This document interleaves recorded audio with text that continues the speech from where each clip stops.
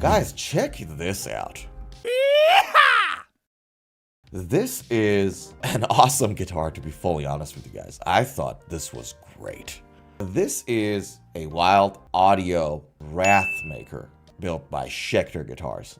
For those who don't know, Zakk Wylde's brand of guitar with this lovely W that kind of looks like Marilyn Manson's logo has been produced by different guitar manufacturers and their manufacturing parties.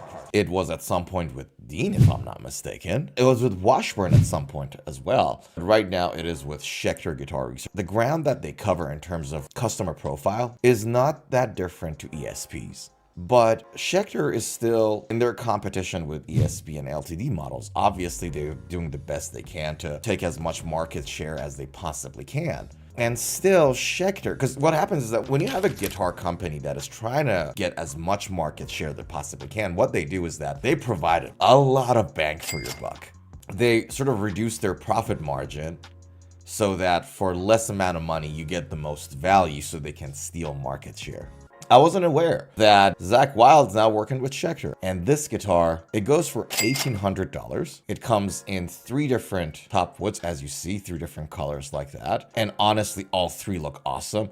I think out of the 3, this one is my favorite because I love spalted maple and similar pattern woods. But honestly, they look awesome. They look beautiful. These are like real photos, not remakes, because you can see the angle of the headstock change in these 3 photos. Have a look at this angle.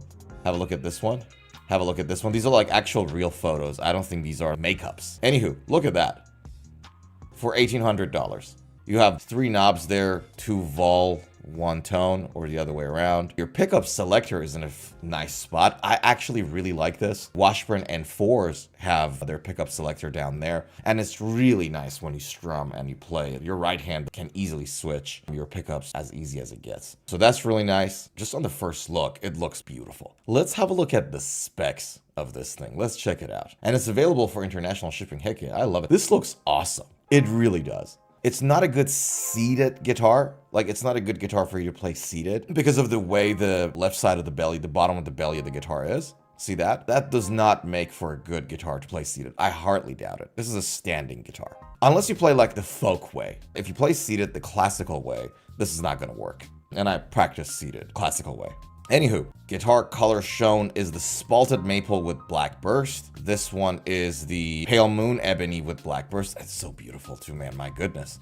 And then this one is the tortoise shell corridors.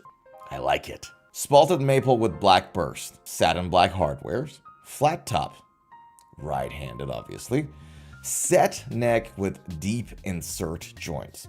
Guys, what this means is that the way that the neck is connected to the body is glued, but deep insert means that this bit of the guitar neck here, see that, goes a little bit more in than usual. So it sort of like clamps in a little bit more than your usual like set necks where sort of like the neck just goes into like the body cavity. So this one is a little bit more in, and the idea behind it is that it'll make your neck more stable. It's just a better neck body joint. But honestly, like standard old school set necks, they've always worked well. You know, that's why we keep doing them. Body material is mahogany, top wood is spalted maple, gorgeous. Tone Pros locking tune-o-matic bridge with locking stop tailpiece, which is this. Simple bridge and tailpiece like that. So easy to handle, easy setups, love it.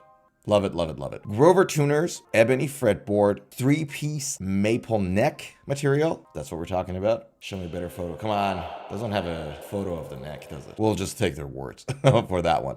Interestingly enough, this is the part that I found really interesting and a little annoying, to be honest with you. I think this is a bit of a downside to this guitar. It's a short-scaled guitar. So you got the runes, inlays, and whatever not they're talking about, and then you have the dots that they're talking about on the side, but then the scale is like the downer on the neck, as awesome as the inlays and whatever is. 24.6 is short scaled, and I'm surprised that I think this is just like a Zakk requirement. This is like a Zakk spec. Zakk wanted it that way, so they did it that way. Modern metal is utilizing down tuning more than ever. More than ever. So here's the thing, right? Short scale guitars, for those who don't know, it means that you can't down tune the guitar as much. For example, this guitar was 25.5 inch in scale. When you down tune your strings, they would get less floppy because it's a longer scale length, so you could achieve a better down tune. You can sort of remedy this issue. You can band-aid it by putting in thicker string gouges. If it comes with 1046s, you can put in 1052s if you want to go for like lower tunings there, so that covers your 6th and 5th string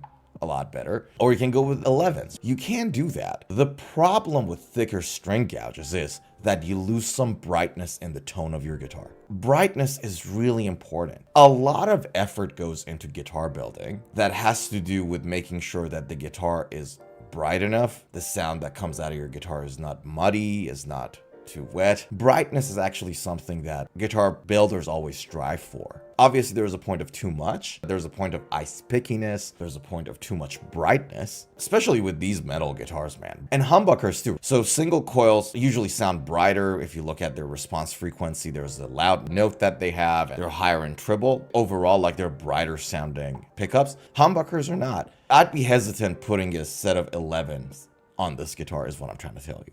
You might go down a couple of steps with no problems on a 1046 gouge, maybe, but not lower than that. I think then that'll starts to become problematic. Then you have to adjust your action and all that jazz, and it becomes a bit of an issue. Everything is so great about the neck. 24.6 is not great scale length. I do not like it. Unless you just play like standard tuning, but then again, how much modern metal can you actually play on standard tuning if you want to play with the original tuning of the song? For fairness, this guitar is more of a thrash metal kind of a guitar, right? So even if you look at the bridge pickup, EMG 81, neck is EMG 85. 8185 is the classic textbook standard thrash metal pickup configuration. It's something that Slayer's had it, Hanneman from Slayer had it. I don't know if Kerry King still has the 8185s. I know at some point he played it. Metallica played it.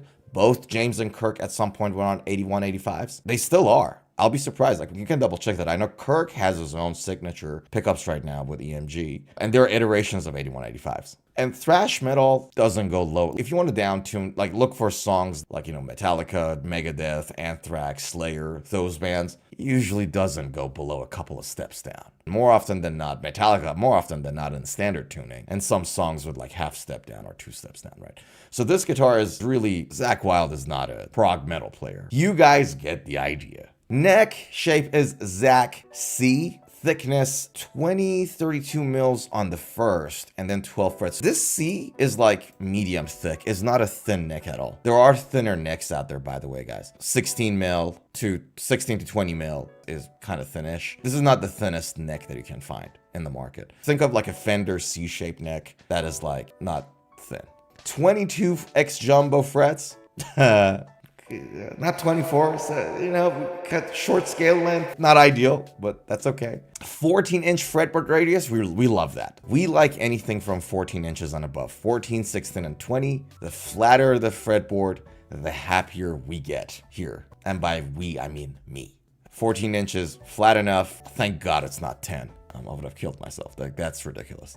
There you have it, folks. Overall, I think it's a beautiful guitar. I am genuinely open to buying one. I just love what they've done with the spalted maple.